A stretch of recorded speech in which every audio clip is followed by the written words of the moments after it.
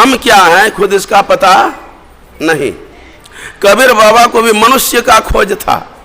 कबीर बाबा ने कहा हम आदमी खोज रहे हैं, और जैसे लुकाठी उसके हाथ में पकड़ाया ना, उनकी भी ज्ञान दृष्टि खुल गई। जिस जीव को मनुष्य का शरीर मिला उसका बड़ा भाग। उस मुर्दा ने रोते रोते कहा बाबा अब लास्ट होगा कथा, घबराइए नहीं। इसी के लिए भगवान राम ने कहा साधन धाम मोक्ष कर द्वारा। आनंदं परं सुखदं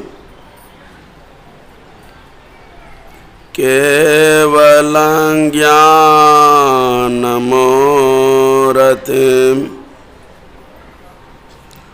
द्वन्द्वातीतं गगनसदृशं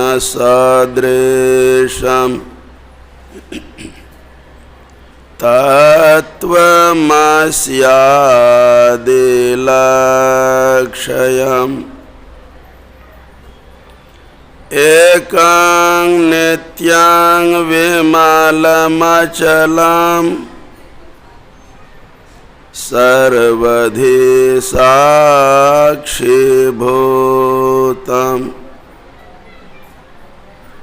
भावातीतं त्रिगुणरहितं सद्गुरुं त्वं नमामि।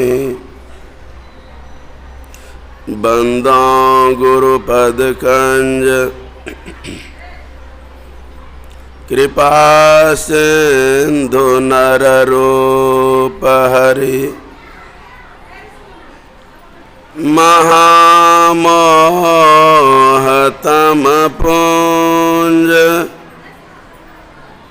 जासु वचन रवि कर निकर।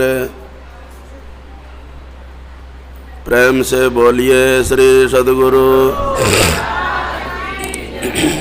प्यार से बोलिए श्री सद्गुरु।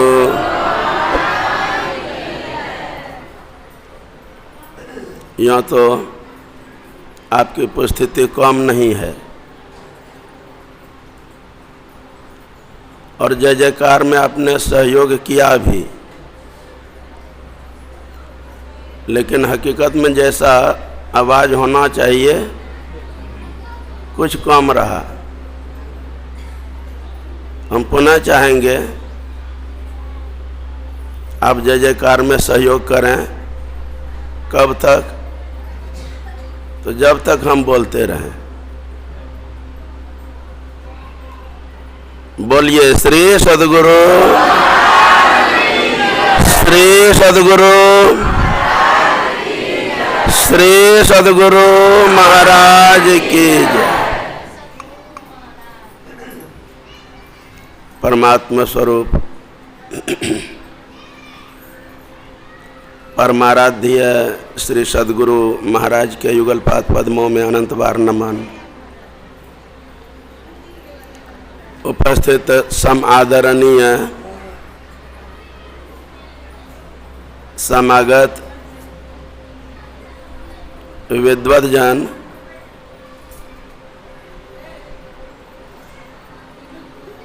साधक गण, धर्म प्रेमी सज्जन वृंद,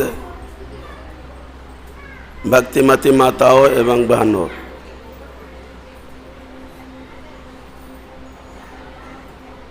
अभी आप रामायण जी से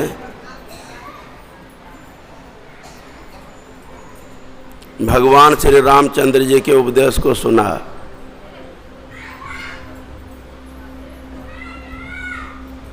भगवान श्री रामचंद्र जी अपने राजत्व काल में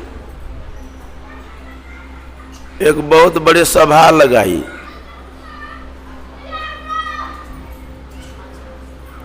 उस सभा में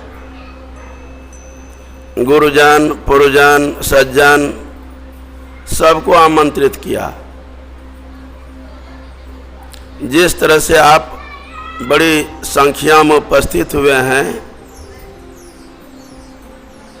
इसी तरह से राम जी की उस सभा में बहुत उपस्थिति हुई थी।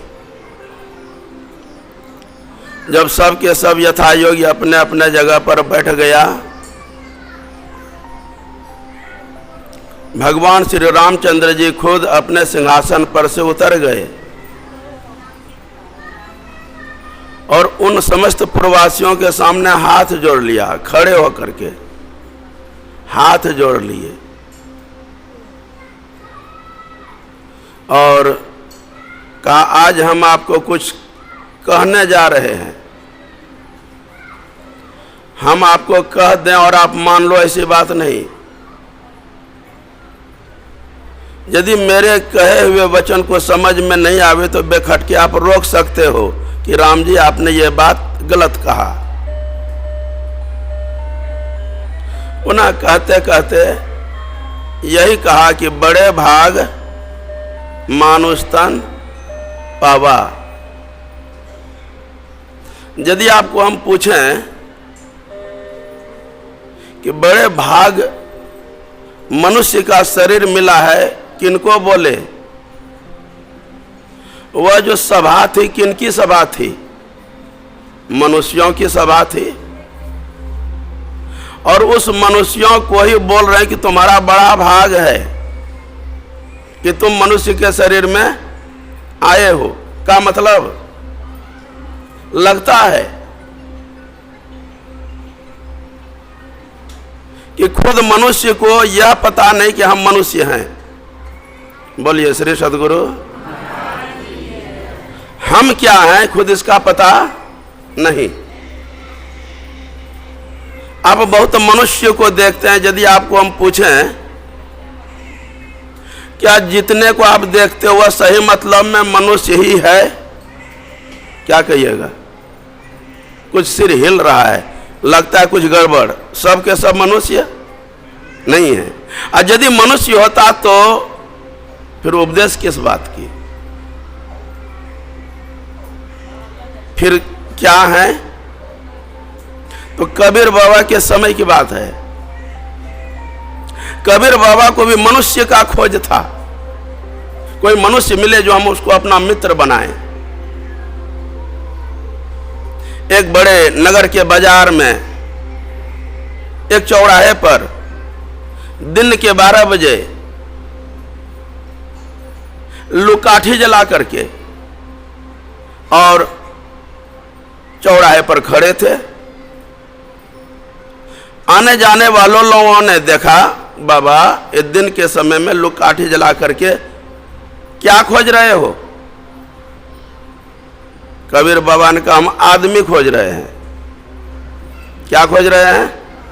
आदमी। आने जाने वाले लोगों ने कहा आदमी, और इतना जो आदमी की संख्या है, आ रहा है जा रहा है, लाखों की संख्या बाजार में है, फिर लालटेन जलाने की क्या जरूरी? और फिर भी दिन के समय में ये सब जो आ जा रहे हैं तो इसमें आपको आदमी दिखाई नहीं दे रहा है? कबीर बाबा ने उस लुकाठी को उसके हाथ में पकड़ा दिया। लो देखो, जिसको आप देख रहे हो ये कौन है? और जैसे लुकाठी उसके हाथ में पकड़ाया ना, उनकी भी ज्ञान दृष्टि खुल गई। उन्होंने देखा, देखने में तो मनुष्य है लेकिन इसमें कोई आदमी या मनुष्य नहीं है। भगवान श्री राम जी ने देखा कि संख्या तो बड़ी है लेकिन मनुष्यता की कमी है, इसलिए तुम पहचानो कि हम मनुष्य हैं। सभा लगाई और उपदेश दिया। यदि आपको हम पूछें, जिस पाठ्य को पढ़ करके सुनाया गया, क्या आप पहली बार सुने हैं? बहुत बार सुने होंगे, बहुत बार पढ़े होंगे। और यदि पूछें कि यह जो उपदेश भगवान श्री रामचंद्र जी ने किया, कब किए? आप कहेंगे जब राम जी हुए थे। तो कब हुए थे? त्रेता युग में हुए थे। और हम लोग कहाँ हैं? कलयुग में हैं। कितनी पुरानी बात है, थोड़ा हिसाब लगाइए। भगवान राम जी ने त्रेता युग में उपदेश किया, हम लोग कलयुग में हैं। यदि मोटा मोटे भी हिसाब लगाओ, त्रेता और कलयुग के बीच में द्वापर युग बीता। द्वापर युग का आयु कितना है? 8,64,000 वर्ष। 8,64,000 वर्ष। मोटा मोटी भी हिसाब लगा सको, ये 9 लाख वर्ष पुरानी बात है। बोलिए श्री सद्गुरु। क्या आपको पुराना लग रहा है कि नया लग रहा है? क्या अब आगे आपको यह बात सुनने का ख्याल नहीं होगा क्या? और सुन रहे हैं और सुनने का ख्याल है। 9 लाख वर्ष पुरानी बात भगवान श्री रामचंद्र जी ने कहा, और फिर भी आज हम लोग लग रहा है कि नए सुन रहे हैं। जानिए, यह कोई अखबार और पेपर का ज्ञान नहीं है। शायद आप अखबार के शौकीन लोग होंगे, कभी संबंधियों में गए हैं, अखबार की आदत है, घर वाले से आपने अखबार का मांग किया, हो न हो आज का ताजा अखबार, फिर यहां नहीं आई हो, ताजा अखबार नहीं आया है, तो ये घर वाले आपको पुराने के अखबार पकड़ा दिया। आप अखबार पढ़िएगा कि तारीख देखिएगा? संभव है? पहले आप दिनांक देखेंगे, तारीख देखेंगे कब का। आज यदि ये कल वाला पुराना पेपर है तो क्या पढ़िएगा? उसको साइड कर दीजिएगा। क्यों? पुराना है। कितना पुराना? एक दिन का पुराना। पढ़ना पसंद करते हैं? नहीं। क्या मतलब? शास्त्र का ज्ञान, भगवंत की वाणी, वेद की वाणी, संतों की वाणी सजीव ज्ञान होता है। मुर्दा ज्ञान, मुर्दा ज्ञान नहीं है। भगवान श्री रामचंद्र जी ने पूर्ववासियों को उपदेश दिया था, बड़े भाग जो तुमको मनुष्य का शरीर मिला है। आपको हम पूछें, इस धरती पर जीव के लिए सबसे बड़ी उपलब्धि क्या है? इस धरती पर जीव के लिए सबसे बड़ी उपलब्धि, प्राप्ति क्या है? क्या है? आपको बोलना पड़ेगा। बड़े भाग मानुष तन पावा। इस धरती पर जिस जीव को मनुष्य का शरीर मिला उसका बड़ा भाग, क्योंकि जीव को मनुष्य का शरीर मिलना बड़ी उपलब्धि है। इस बात को तो आपने जाना। यदि पुनः आपको पूछें कि हम मनुष्य शरीर के लिए सबसे बड़ी उपलब्धि क्या है, हम मनुष्य शरीर के लिए सबसे बड़ी उपलब्धि मकान, संतान, संपत्ति नहीं, ये सबसे कुछ नहीं। फिर क्या है? तो हम मनुष्य शरीर के लिए सबसे बड़ी उपलब्धि है परमात्मा। बोलिए श्री सद्गुरु। कारण आप पढ़ते हैं उपनिषद वाणी में, जैसे लिखा है, ये चेद वेदिदथ सत्यमस्ति न चेदिया वेदिन महति विनष्टि भूतेषु भूतेषु विचित्य धीरा प्रत्यास्मा लोकाद मृत्ता भवंती। का मतलब हुआ, यदि इस जन्म में मनुष्य शरीर में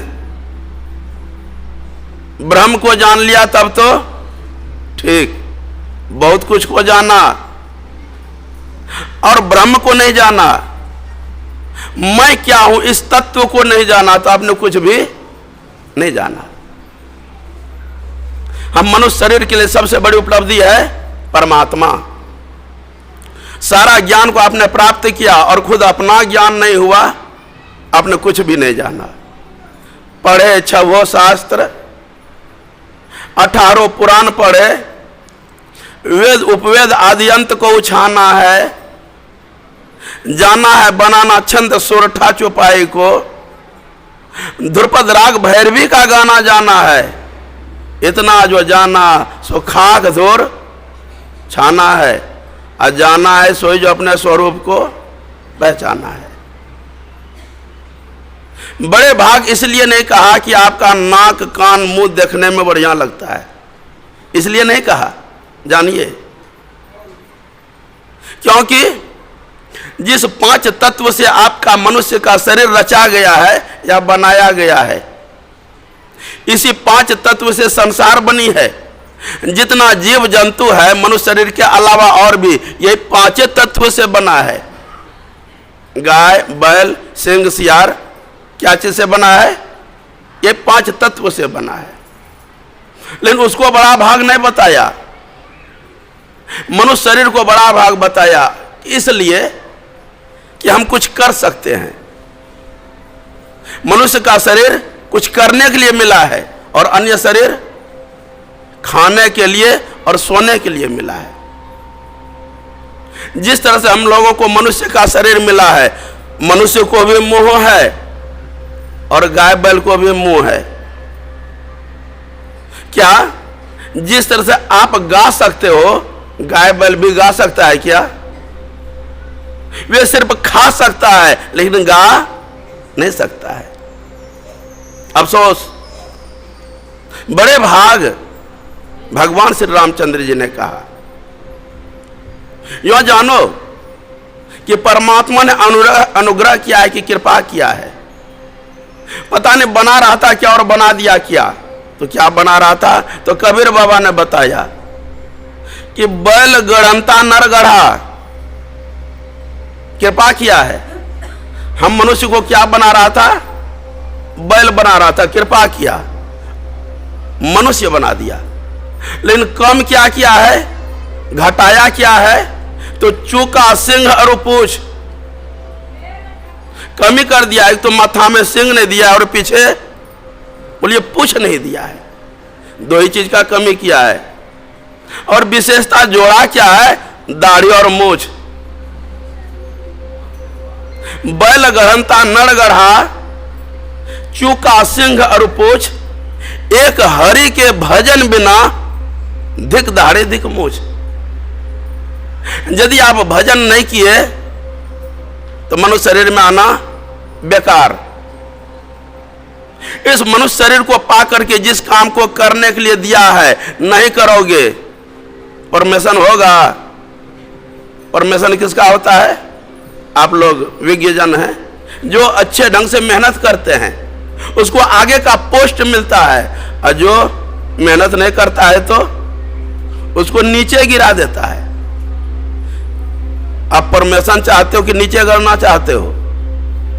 गाय बैल सिंह सियार नहीं बनना चाहते हो तो कमर को सीधा करके बैठिए और दीवार को छोड़ करके बैठिए, आंख को खोल करके बैठिए, एक दूसरे से गप मत कीजिए। बैल गढ़ंता नर गढ़ा, चूका, सिंह और पूछ। भजन नहीं करोगे तब क्या करेगा? बहुत कुछ नहीं करेगा। जिसको जोड़ा है उसको मोड़ देगा। किसको? दाढ़ी और मूछ को। और जिसको जोड़ने के लिए छोड़ दिया उसको जोड़ देगा। क्या जोड़ देगा? सिंह और। फिर क्या हो जाओगे? अब आप जानिए। भजन नहीं करोगे तो बैल बनने में देर। ये तो माताओं को तो खुश हो गई है कि ये तो बैल बन जाएगा, हम तो जैसे का तैसे रहेंगे। आप भी बचने वाले नहीं हैं। जानिए, परमात्मा को इस मर्दों का, पुरुषों का तो मोड़ना पड़ेगा, लेकिन आपके लिए मोड़ना उसको नहीं है। तब क्या है?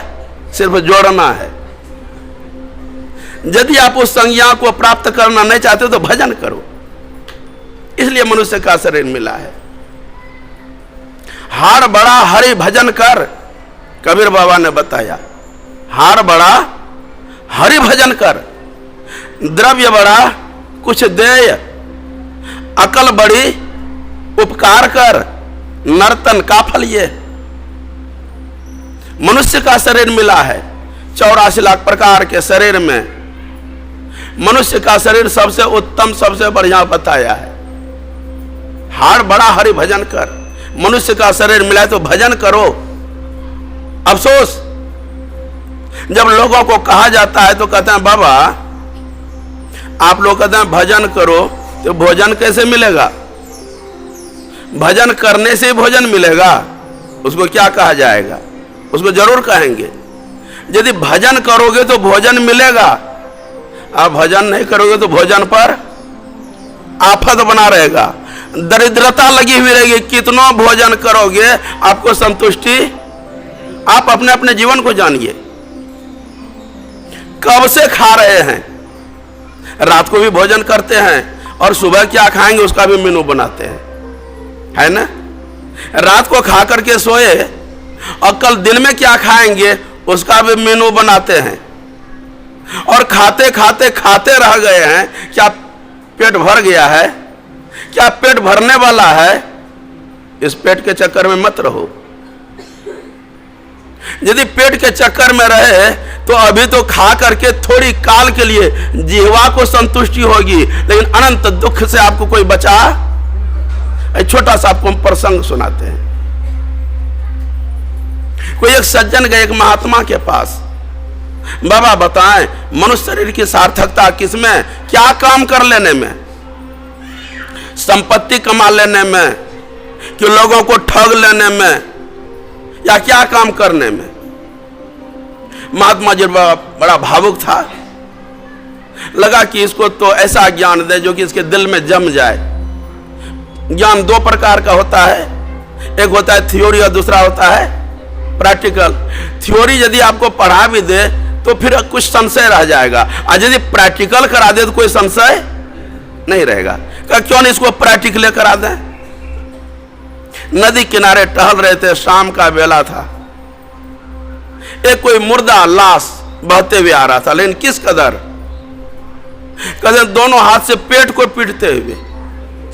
युवक ने देखा बाबा एकदम मरा हुआ और फिर भी पेट को पीटते हुए, आखिर क्यों?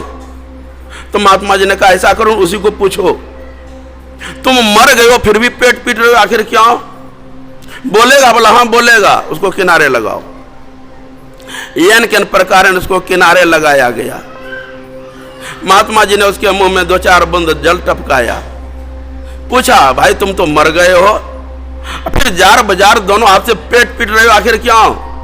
उन्होंने रोते रोते कहा बाबा क्या कहें, बड़े भाग मनुष्य का शरीर मिला था, लेकिन जिस काम के लिए मिला था वह काम हम नहीं कर सके। तब क्या किए कि हाय पेट की क्या चिंता है लोगों को? बस पेट की चिंता। कैसे पेट भरेगा? अफसोस, अरे पेट की चिंता तो अन्य जानवर करे तो उसके लिए हो सकता है, लेकिन मनुष्य भी पेट का चिंता करे? जानना चाहिए। सदगुरुदेव ने हम लोग को ईश्वर विश्वासी बनने के लिए बताया, और ईश्वर ऐसा है कि मुर्दा को भी देता है लकड़ी, कपड़ा, आग। जो मर जाता है उसकी कोई हस्ती, कोई शक्ति नहीं रह जाती है, फिर भी परमात्मा उसकी व्यवस्था करती है। मुर्दा को भी देता है लकड़ी, कपड़ा, आग। ये जिंदा नर चिंता करे ताका बड़ा अभाग। अभागा है वह आदमी जो परमात्मा के राज्य में भोजन के लिए चिंता करे। इतने में ही कथा खत्म नहीं होगा। कबीर बाबा ने और कहा, रन बन व्याधि विपत्ति में वृथा डरो जन कोई, जो सहाय जननी जठर, क्या वह प्रभु गया कि सोए। आपको पता है अभी हम मनुष्य के शरीर में हो गए हैं, कुछ शरीर में शक्ति भी आ गई है, कुछ बुद्धि और अकल भी है, आपको हाथ में पैसा भी है, लेकिन आपको पता होना चाहिए जब हम माता के गर्भ में कोई बच्चा होता है किस तरह, कितने कष्ट में, शायद उसका तो अनुभव अब क्या होगा। जिस तरह से अभी देखते हैं कुछ गर्मी का समय है, बिना पंखा का आप नहीं रह सक रहे हैं, पंखा चला दिए हैं। लेकिन आपको पता है कि जब बच्चा माता के गर्भ में होता है वहां उनकी क्या दशा होती है, जानना चाहिए। वहां किस हालत में वे रहते हैं। तो जिस तरह से आप लोग अन्न पकाते हैं चूल्हा में, कोई अधकचरा अन्न रह गया खा जाते हो, जानना चाहिए वे अधकचरे अन्न को पेट पचाता है, सिद्ध करता है। कैसे? तो पेट में जठराग्नि है।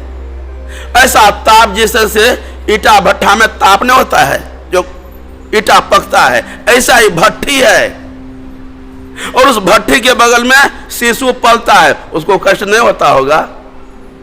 उसको कष्ट होता है। इतना ही नहीं, आपको जानना चाहिए, जब माता ऐसी स्थिति में होती है, गर्भवती होती है, उसकी जिह्वा बड़ा चटोरा हो जाता है। क्या खाएं नहीं खाएं, पानी पूरी समोसा गोलगप्पा इत्यादि मंगा मंगा करके, आपको जानना चाहिए ये सब सारे चीजों को जो आप खाते हो, आपका तो मुंह का स्वाद मिटता है, बच्चे का क्या गति होती होगी। ये जो नमक और मरचा खाते हो ना, कटे हुए पर नमक मरचा दो तो कैसा लगेगा, ऐसा एक कष्ट उस शिशु को होता है।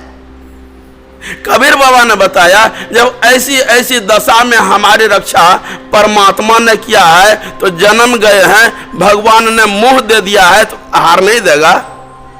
बोलिए श्री सदगुरु। आहार देगा, ऐसे नहीं देगा। भरोसा करोगे तो आहार देगा, अब भरोसा नहीं करोगे तो आहार नहीं मिलेगा। भरोसा करो। तो उस मुर्दा ने रोते रोते कहा, बाबा बड़े भाग, मनुष्य का शरीर हमको मिला था, लेकिन जो काम करना चाहिए था नहीं कर सके। हाय पेट की हाय पेट को भरने में 24 घंटा समय लगाया। भरसक आप देखते होंगे, बाजार के रहने वाले हैं, जैसे रोड पर जाते हो सुबह का समय, लोग भागे जा रहे हैं, चौराहे पर देखो भागे जा रहे हैं, कोई पांव पैदल और कोई साइकिल से, कोई मोटरसाइकिल से, जिसको जो सवारी है। आखिर क्यों, किस लिए? हाय हाय हाय, पैसा। क्या किस लिए भाग रहा है? पैसा पैसा। पेट कैसे चलेगा?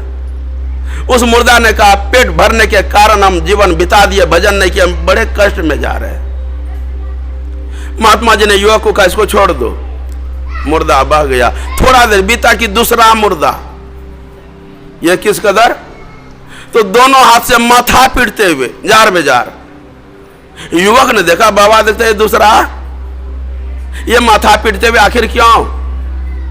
उसको भी किनारे लगा, पूछो वे माथा क्यों पीट रहा है। यन के प्रकार उसको भी किनारे लगाया गया। उसके भी मुंह में 2-4 बूंद पानी टपकाया। पूछते हैं, तुम तो मर गए हो और फिर भी माथा पीट रहे हो, क्यों? उन्होंने भी कहा, बाबा बड़े भाग, मनुष्य का शरीर मिला था, लेकिन जिस काम में शरीर को लगाना चाहिए था हमने नहीं लगाया। भगवान ने मनुष्य का शरीर दिया, सुंदर विद्या बुद्धि भी दिया, लेकिन इस बुद्धि को हम किधर लगाए? भगवान के भजन में, न ठगने में लगाए, संपत्ति को बटोरने में लगाए, दूसरों का कब्जा करने में लगाए। इस दिमाग को हमने भजन में नहीं लगाया। अभी हम बड़े कष्ट में जा रहे हैं, माथा इसलिए पीट रहे हैं। यदि हम दिमाग को, बुद्धि को भगवान के भजन में लगाते दिया, कष्ट हमको भोगना नहीं पड़ता। महात्मा ने युवक को कहा, सुना जी, हाँ इसको भी छोड़ दो। थोड़ा देर बीता कि तीसरा मुर्दा, अब लास्ट होगा कथा, घबराइए नहीं। तीसरा मुर्दा, ये बड़ा हृष्ट पुष्ट, लंबी लंबी मौजदारी। अभी हमारे जो मंच पर हैं, आप लोग जो इतना बड़ा बड़ा लंबीदारी मौज किसी को नहीं है। बड़का बड़का दाढ़ी, बड़का बड़का मौज, फिर भी मौज अटते हुए, चेहरे पर मुस्कुराहट, मौज अटते हुए, बड़े आनंद से बहते हुए आ रहा था। युवक ने देखा, बाबा देखते ये तीसरा मर गया, फिर भी मौज अट रहा है, चेहरे पर मुस्कुराहट, आखिर क्यों?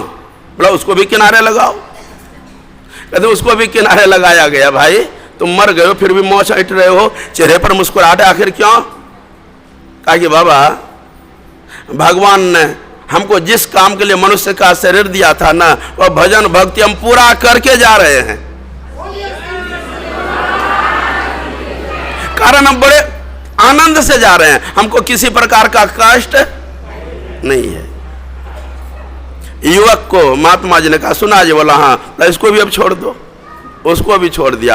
अब तुम्हें बताओ कि मनुष्य शरीर की सफलता, सार्थकता किस काम के करने में? क्या संपत्ति के कमाने में, कि मकान के बनाने में, कि संतान को बढ़ाने में, कि भजन करने में? धीरे धीरे बोल रहे हैं क्योंकि आप फंसे हुए हैं। फंसे हुए फिर भी यदि दलदल से निकलना चाहते हो, दलदल से निकलना चाहते हो, तो दलदल में जितना हाथ पर चलाओ, निकलोगे कि डूबोगे? दलदल जो मिट्टी होता है उसमें निकलने का यदि उपाय कीजिएगा तो और डूबिएगा, और यदि निकलने का उपाय नहीं कीजिएगा जैसे का तैसे, जानिए जैसे का तैसे रहोगे ना तो आप रुक सकते हो, ठहर सकते हो, और यदि निकलने का उपाय कीजिएगा ना तो और डूबिएगा। आप निकलने का उपाय कर रहे हैं कि डूबने का उपाय कर रहे हैं? कोई नहीं। निकलने का मतलब क्या और डूबने का मतलब क्या, यो बात जानिए। आपके पास बहुत सारा काम है सामने में, छत अधूरा है, पीट देंगे ना तो मेरा काम तमाम हो जाएगा। बच्चे की पढ़ाई चल रही है, नौकरी कर लेगा ना तो मेरा काम, बच्चे का शादी कर देंगे तो मेरा काम समाप्त हो जाएगा। ये आप डूब रहे हैं कि निकल रहे हैं? बोलिए श्री सदगुरु। फिर अब क्या करना पड़ेगा? अब बाबाजी बन जाइए, होगा? अब इतना बाबाजी बन जाओ। एक बाबाजी बना है हमारे फूल बाबा, तो पूरे देखते नौगछिया को चैन है। इतना बाबाजी बन जाइएगा तब क्या होगा फिर? तो बात जानिए। गुरु नानक देव जी महाराज ने बड़ा अच्छा ही कहा, संसार के कामों को पूरा करके छूटने का उपाय करना, दलदल में धंसना। जियो जियो कर्म कियो लालच लगी, त्यों त्यों आप बंधायो। जितना काम आप संसार में छूटने के लिए कर रहे हो, इससे छूट नहीं सकते हो, बल्कि बंधन पर बंधन हो रहा है। यदि कोई छूटना चाहते हो, आपको यह नहीं कहते कि छत पीटना छोड़ दो, पुत्र को पढ़ाना छोड़ दो, बेटी की सगाई करना छोड़ दो। सब काम करते हुए भजन करना नहीं छोड़ो। भजन करोगे आपका उबार होगा, दलदल में नहीं फंसोगे। आप भजन नहीं करोगे तो दलदल से आपका कोई उबार कर नहीं सकता है। रामकृष्ण परमहंस देव जी महाराज के वचन में है, संसार में हम लोग हैं, हम जीव कहें तो संसार में हैं। जिस तरह से आप कभी पानी को पार करते हैं, किससे? नाव के सहारे। नाव कहां रहती है? पानी में। पार करते हो नाव के सहारे। तो नाव पानी में हो, यह बात ठीक, लेकिन कहीं पानी नाव में नहीं घुस जाए। आज यदि नाव में पानी घुस जाएगा तब क्या होगा? नाव डूब जाएगी। अच्छा, जो उस पर सवार रहेगा उसका क्या होगा? वे भी चुप। इसी तरह से संसार में साधक रहे, संसार को छोड़ करके कहां जाइएगा? यदि बाबाजी भी बन जाएंगे तो कहीं महल बनाना पड़ेगा। यदि हम कहेंगे फूल बाबा को अपने घर में रहते तो इतना महल होता क्या? बोलिए श्री सदगुरु। अब आप हिसाब लगाओ, यदि आप घर में रहते तो घर चाहिए, और बाबाजी बन गए तो फिर घर चाहिए। घर चाहिए नहीं चाहिए? तो बाबाजी हो कि बाबूजी हो, घर चाहिए आपको। बाबा हो कि बाबू हो तो पेट में अन्न चाहिए और शरीर पर कपड़ा चाहिए। आप लोगों को क्या चीज का कमी है? घर है ना, संपत्ति है ना, भोजन की व्यवस्था है ना, सेवा करने वाला बाल बच्चा है ना, फिर घर छोड़ेंगे क्यों? घर छोड़िएगा तो महल बनाना पड़ेगा, चेला खोजना पड़ेगा, संपत्ति जमा करने पड़ेगा। कितना झंझट। क्या इस झंझट में आप पढ़ना चाहते हो? गुरु महाराज ने इस झंझट में पढ़ने के लिए नहीं कहा है। इसलिए गुरु महाराज ने यह कहा कि घर में रहो और भजन करो। घर में रहो और भजन करो। घर में रहो, लेकिन बिना भजन का एक को दिन मत रहो, तभी आपका उबार हो सकता है, ख्याल बदल सकता है। और यदि भजन करते घर में रहोगे तब कैसे रहोगे जानते हैं? कमल कहां जन्म लेता है? कीचड़ में, पानी में। कहां बढ़ता है? उसी कीचड़ में, पानी में। कहां खिलता है? उसी कीचड़ और पानी में। लेकिन रहता है कैसे? बोलिए, पानी से ऊपर। इसी तरह से संसार में रहो, बाल बच्चे के साथ रहो, विशाल संपत्ति रखो, कोई परेशानी नहीं, लेकिन रहो कैसे? तो उससे ऊपर। उससे ऊपर कैसे हुआ जाएगा? इसी के लिए भगवान राम ने कहा साधन धाम मोक्ष कर द्वारा। इसके लिए भगवान श्री राम ने इस शरीर में पूरा साधन, क्या चीज का साधन? संसार के सुख के साथ साथ परमात्मा तक के सुख को प्राप्त करने के लिए आपके शरीर में पूरा साधन मौजूद है। इसके लिए कुछ व्यवस्था आपको करने की जरूरत। बाहर पूजा के लिए फूल चाहिए, अक्षत चाहिए, बेलपात चाहिए, नैवेद्य चाहिए, अगरबत्ती चाहिए, है ना। ध्यान करने के लिए क्या क्या चाहिए? परमात्मा की याद में कुछ भी नहीं चाहिए, चाहिए नहीं, बल्कि जो भी है उसको भी भूलना है। अफसोस, संसार में हम जब जीते हैं, संसार में लोग जब एक दूसरे के यहाँ आप जाते या आप सत्संग में जो आए हो सज धज करके, क्योंकि लोग कहे कि हाँ हम हैं, है ना।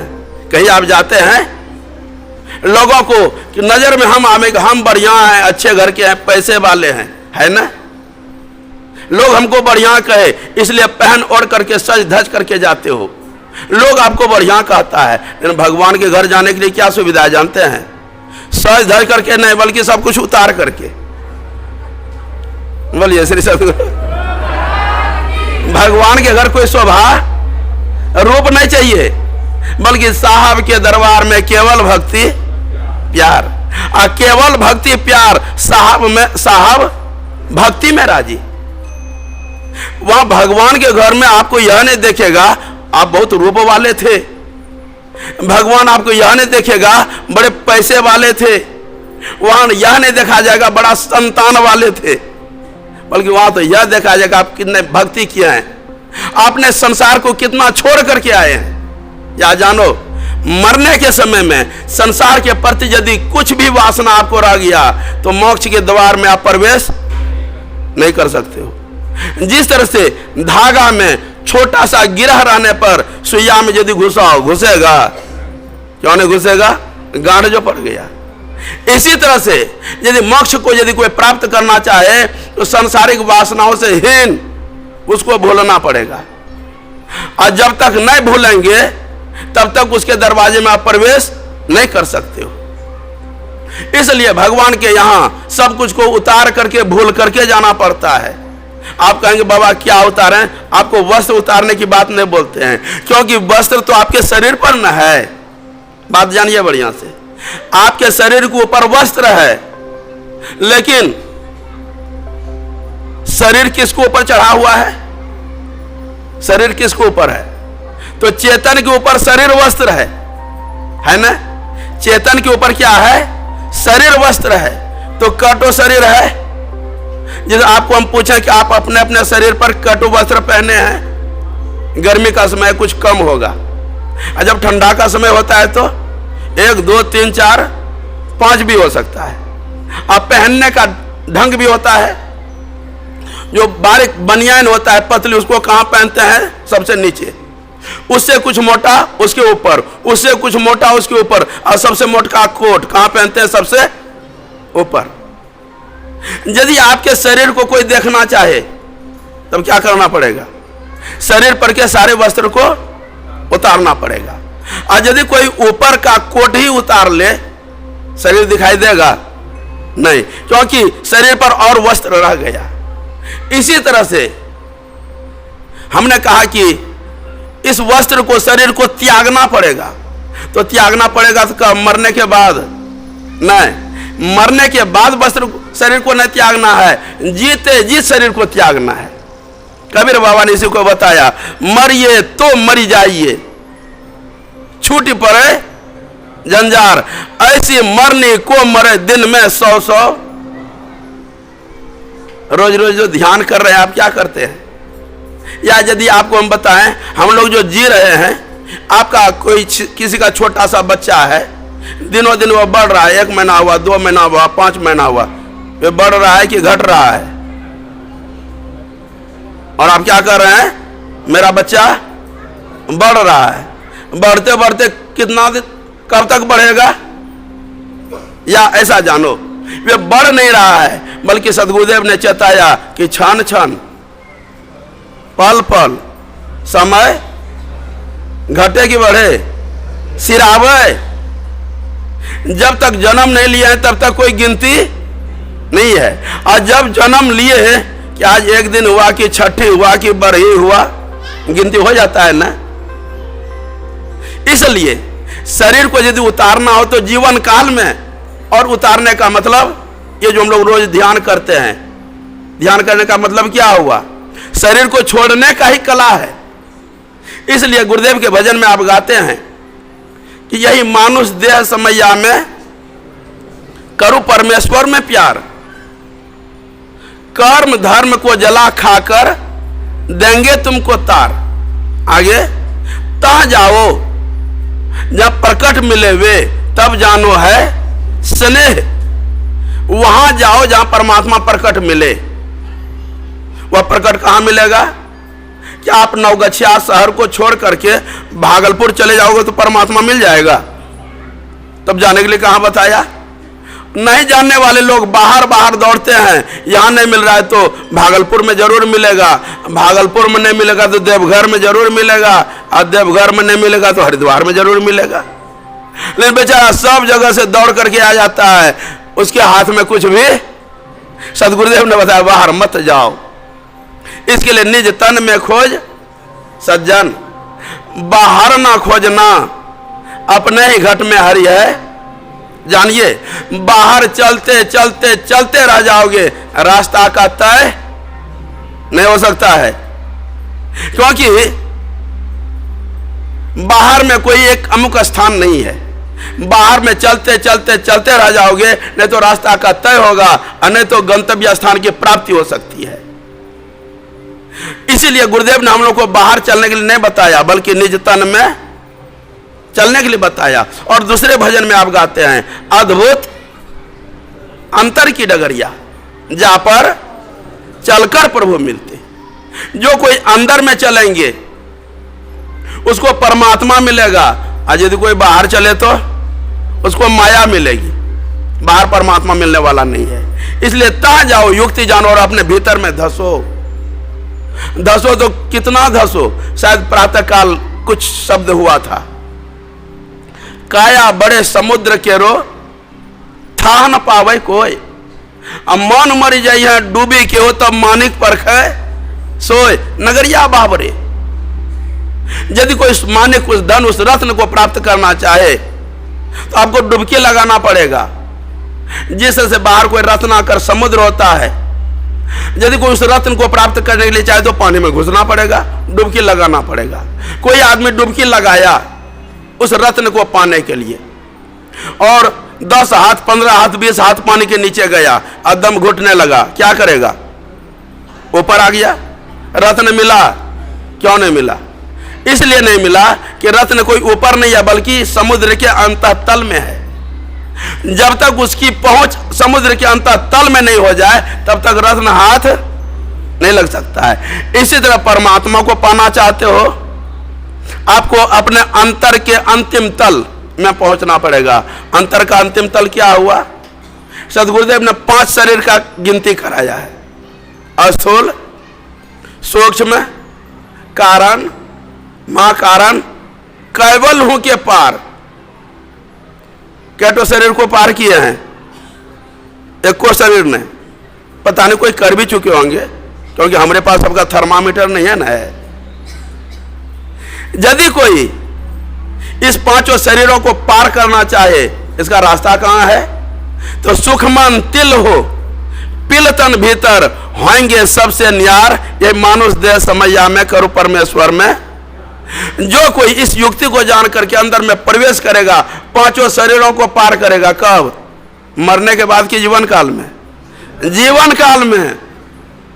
और जो 5 शरीरों को पार किया, परमात्मा क्या है किसी को पूछना नहीं है। अच्छा, तो भीतर जब चलेंगे तो चलेंगे कैसे? बाहर चलते हैं तो बाहर चलने का कुछ सहारा होता है। पैर से चलते हैं, आंख से देख देख करके चलते हैं, भीतर में कैसे चलेंगे? तो सदगुरुदेव ने भीतर भी चलने का सहारा बताया है। वह सहारा क्या है? ब्रह्म ज्योति, ब्रह्म ध्वनि को धरी धरी ले चेतन आधार। और तन में पिल 5 तन पारा जा पाओ प्रभु सार। यही मानुष देह समैया में करो परमेश्वर में, यह है बड़े भाग। जो कोई युक्ति जान करके इस काम को किया, शरीर के रहते काम खत्म। जब काम खत्म हो गया तो मनुष्य शरीर में फिर हम आएंगे।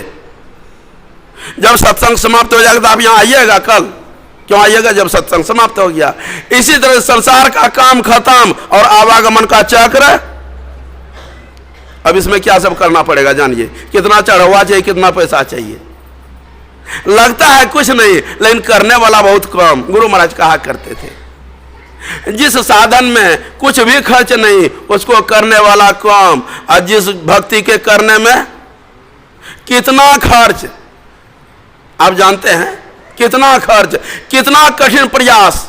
और करने वाला लोग देखिए धड़ेले लगा हुआ है, 1 दिन 2 दिन 5 दिन सह करके इस काम को करते हैं। अभी रोजा चल रहा है कि खत्म हो गया?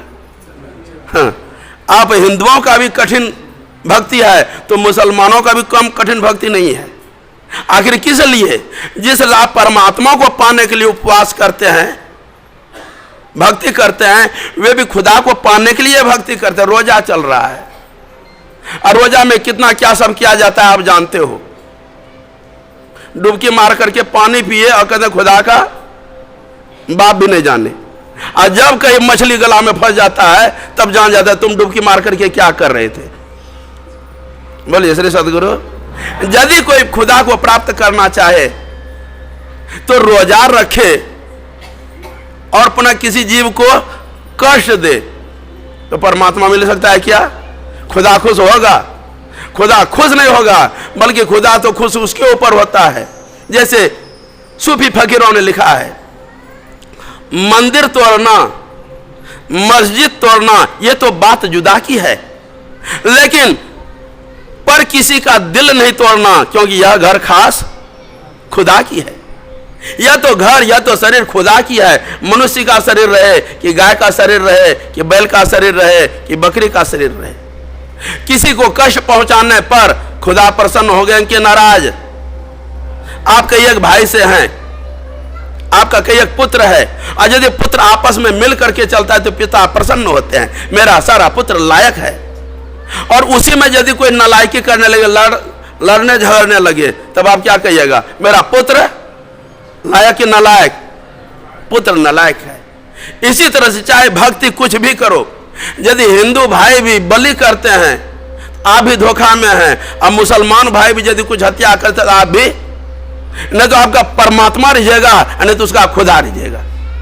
क्योंकि खुदा के संतान को आप कष्ट देते हैं, दुख देते हैं, वे कभी रिझने वाला।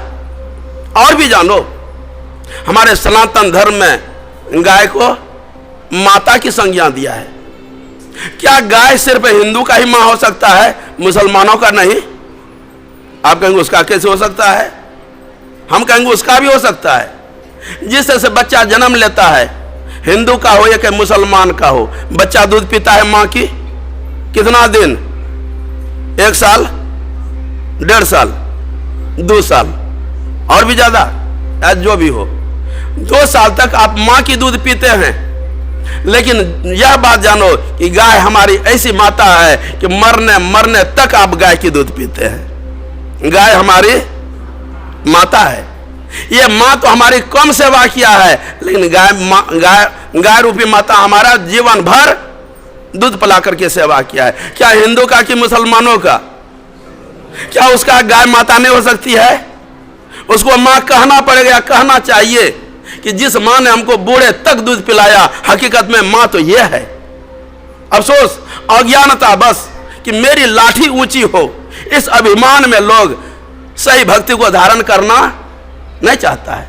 और यदि कोई सही भक्ति को धारण करे तो भक्ति में कोई खटका नहीं है। सदगुरुदेव ने तो ऐसा सरल भक्ति बताया कि सब संतन की बड़ी बलिहारी, उनकी स्तुति कहीं भी कीजिए, अमोरी मति अति नीच अनारी, और सब संतन की बड़ी बलिहारी। सबकी बलिहारी किया है, चाहे जिस जात पात देश विदेश के हों। जो कोई परमात्मा को प्राप्त किया है, जो कोई संत है, तो संत में कोई भेद नहीं है, संत में कोई भेद नहीं है। अभेद किसमें है? जो संत के ज्ञान को जीवन में नहीं उतारे, भेद उसमें है। इसी के लिए भगवान श्री रामचंद्र जी ने कहा, मनुष्य का शरीर मिला है तो जो न तरय भव सागर, नर समाज अस पाए, सोकृत निंदक मंदमति आत्महन गति जाए। जो ऐसे साज सामानों को पा करके भव सागर पार होने का उपाय नहीं किए, यन किन प्रकार कमाया खाया सोया समय पर मर गया, क्या होगा जानते हैं? आत्महन गति जाए। आत्महत्या करके मरने वाले की जो गति होती है वही गति उनका होगा जो बिना भजन भक्ति किए हुए शरीर छोड़ते हैं। बहुतों का कहना होता है हम पाप थोड़े करते हैं जो पुण्य करेंगे, सत्संग करेंगे। और यदि आप पाप नहीं करते हैं, सत्संग नहीं करो, तो यदि यन के प्रकार मर गए, उसका पता है कि आत्महत्या की गति लगती है, वे प्रेत जोनि में जाता है, अति बहुत बहुत कष्ट उसको भोगना पड़ता है। इसलिए भगवान श्री रामचंद्र जी ने कहा बड़े भाग मानुष तन पावा। घड़ी देख रहे हैं, क्या मतलब? आपको सुनने की इच्छा, हमको भी सुनाने की इच्छा है, लेकिन घड़ी जवाब दे रहा है, तो अब इतने ही रहने दीजिए। आप बड़े श्रद्धालु हैं, ऐसे सुंदर सा आश्रम में सुंदर काम में सबके सब लगे, 15 दिन तक ध्यान अभ्यास किए। आप जो कोई किए 15 दिन तक, उन्होंने तो जरूर कुछ पाया, भले आपको महसूस नहीं हो रहा होगा। सही मतलब महसूस भी आपको कैसे होगा? जैसे आपका बच्चा बढ़ता है तो बच्चा को पता नहीं लगता है कि हम बढ़ रहे हैं, लेकिन माता पिता को पता लगता है क्योंकि बच्चा का कपड़ा छोटा हो रहा है। इसी तरह से आप लोग भी कुछ कर रहे हैं, पता आपको नहीं लग रहा, लेकिन अगल बगल वाले को लग रहा है। नहीं नहीं, वो देखते हैं बड़ा कमर रीढ़ गर्दन को सीधा करके बैठता है, लगता है वे भीतर में कुछ पा रहे हैं। बोलिए श्री सदगुरु। तो जो कोई जितना पा लिए असंतोष मत कर लो, अभी आपको बहुत कुछ पाना है। जिस तरह से आपके नवगछिया में धनवानों की कमी नहीं है, क्या उसको ऐसा लगता है कि हम धन नहीं कमाए? उसको और लगता है और धन कमाए। इसी तरह से अंदर में साधना करके जिन्होंने जो कुछ जितना पुण्य कमा लिए हैं, जिनकी जितनी चढ़ाई हो गई है, संतोष मत करना, क्योंकि और लंबा दूर आपको चढ़ना है। और अभ्यास कीजिए, अभ्यास में मन लगे, इसलिए सदगुरुदेव से शुभकामना करते हैं। आप जो भी कोई आश्रम के सेवक हैं, समिति के लोग हैं, वरिष्ठ पदाधिकारीगण हैं, जिनके सेवा से आप साधक आकर के ध्यान भजन किए, सदगुरु महाराज करे सबको सुबुद्धि दे, सबको सत्संग से प्रेम हो, ध्यान भजन में मन लगे, जिससे परमार्थ और संसार दोनों बनता है। आप साधकगण, आप सत्संगीगण ऐसे व्यस्त समय में घर के कामों को छोड़ करके सत्संग में भाग लिए हैं, आप बड़े बड़े धन्यवाद के पात्र हैं। आपका भी ध्यान भजन में मन लगे, सदगुरुदेव से शुभकामना करते हैं। गुरु महाराज का आदेश है सत्संग नित और ध्यान नित, रहिए करत संलग्न हो, व्यभिचार चोरी नशा हिंसा झूठ तजना चाहिए। पंच महापापों से दूर रह करके एक ईश्वर पर अचल विश्वास, पूर्ण भरोसा, उनकी प्राप्ति के लिए अपने अंदर में खोज करना, निष्कपट भाव से संत सदगुरु की सेवा, सत्संग और नित्य प्रति ध्यानाभ्यास, जो कि इन पांचों कार्यों को करते रहेंगे, उसका एलोक और परलोक सुख में बना रहेगा। बोलिए श्री सदगुरु महाराज की।